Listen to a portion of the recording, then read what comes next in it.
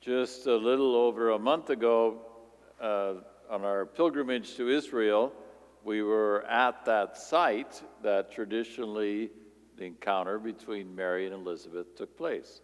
It's truly in the hill country. It's outside of Jerusalem. It's a challenging hill to climb. Some of our group ended up taking a car up the steps, which was an even more challenging ride, apparently, as the car went up the steps all the way up that hill. There's a lovely statue that sits just outside of that church that shows two very pregnant women greeting each other. And it's not one you see very often. You don't often see pictures of Mary pregnant. Though there are those around the world that I've run into, but it's pretty rare that they show her pregnant. But in this one, they're both, Mary and Elizabeth, they're both very pregnant. I've often wondered what the rest of their conversation was like, because I know, listening to my sisters over the years when they were pregnant and talking to each other, there was unique women conversations that were going on at those kind of times, and I always thought I'll just go have a beer in the other room because I'm not really tracking with this conversation here. And probably it would make more sense to have a woman preaching tonight with that gospel, so that because the women could understand what two pregnant women would be talking about. Because they have all these things to share. Elizabeth, an older woman who's been pregnant now for 6 months, and Mary, a 13 or 14-year-old girl who's having the experiences for the very first time, and she had to come all the way from Nazareth down to Jerusalem, so it probably took her about a week to get there, with a bunch of other people that she teamed up with and headed south. And who knows if she was having morning sickness when she rode that donkey all the way down. It might have been a challenging little ride. But St. Luke doesn't give us that conversation. We speculate that Luke interviewed Mary because he has all these kind of scenes where only she would know what happened.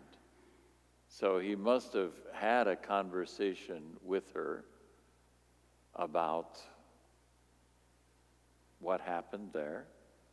But she doesn't say, oh yeah, we talked for hours about how her back hurt and, her age and being pregnant, and I had some good suggestions for her. No, that's not anywhere. What we get is really a prophetic message from Elizabeth in this part of the gospel.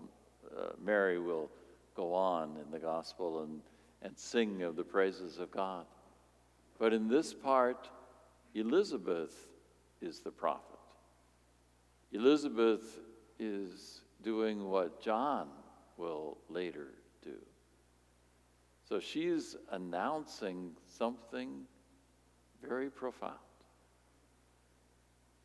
She announces for the first time in Luke's gospel that this is not just anybody being born, but she realizes who it is, and so asks the question, how is it that the mother of my Lord should come to me? She proclaims a truth about Jesus even before he is born. And then she announces something else about Mary, that she is blessed because she trusted that the Lord's words to her would be fulfilled. And that announcement of Elizabeth to Mary really becomes what frames Mary's spirituality. that she is a person who trusted God. Even though she had every reason probably throughout her life to be a little bit grumpy with the angel, because she probably thought many times, well, the angel never told me that was going to happen, or never told me this was going to happen. Even just a little bit later that there would be an attempt on his life, that Simeon would say he would be the rise and downfall of many in Israel, that a sword would pierce Mary's heart. None of that. Later on, when people in his hometown thought he was crazy, she didn't say, the angel never told me. They thought that he was a crazy man. Or when he died on the cross. She doesn't ever, at least we don't have it recorded anywhere, that she ever questioned, but that she trusted. She trusted that what God was doing would come to fulfillment. And on this, the final Sunday of Advent, she is a model of that for us today. It's like Mary, there may be lots of moments in our life when we would say to God, you never told me this was going to happen, or you never told me that, or look how things went wrong. No. Mary provides a model for us today to say, all right, I'm going to trust. I never planned on this. I never thought life would go this direction. But I am going to trust you, Lord, that your words to me would be fulfilled.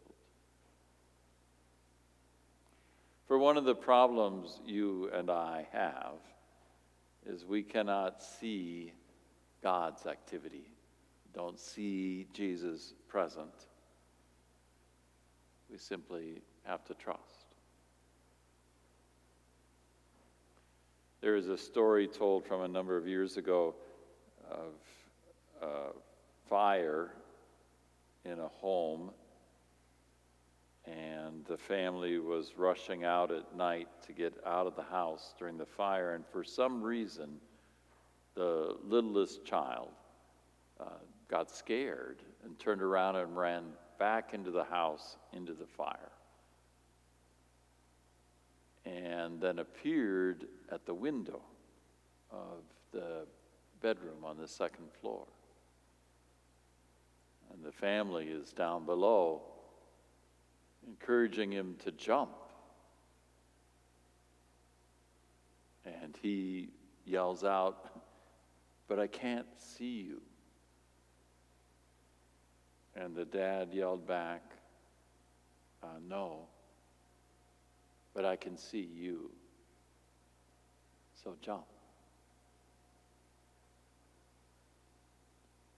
I always think when it comes to spirituality, that kind of image is good for us when we're thinking about our relationship with Jesus. Sometimes we're afraid to jump, afraid to make any kind of move because we cannot see Jesus, not real clear what Jesus wants. But like that dad, Jesus can see us. And so encourages us to jump into his arms, where we are always safe.